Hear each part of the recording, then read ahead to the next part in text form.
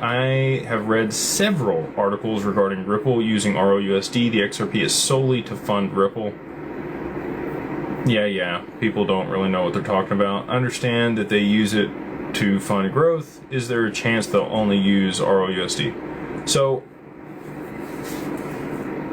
no, it's a positive feedback loop. They need both. So this is not a good example, but I'll give you an example of another ecosystem that required a dynamic token and a stable coin. And that would be Luna and UST.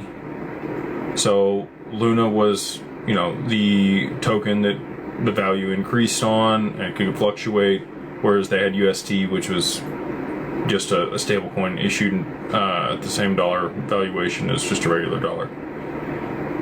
You need both of those things in order for liquidity to continue to move into an ecosystem. People want something stable that they can hold value in, but they also want appreciation on a token, and there needs to be something to settle between ROUSD and other things, because not everybody's going to want ROUSD.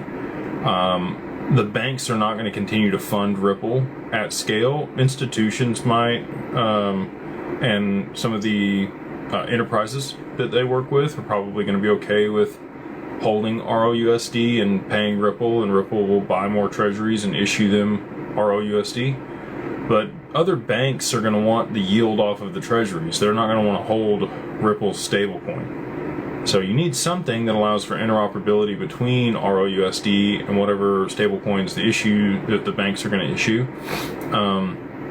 And that's where you need an intermediary DEX, and that's what the XRPL provides. ROUSD is also, Ripple controls it. Okay, so let's say they wanted to freeze it, or they wanted to claw it back.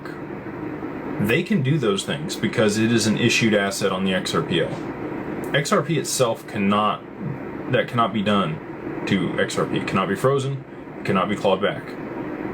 So, as far as sovereign countries and other people that would prefer that somebody can't control what they have, XRP is really the only thing out there like that.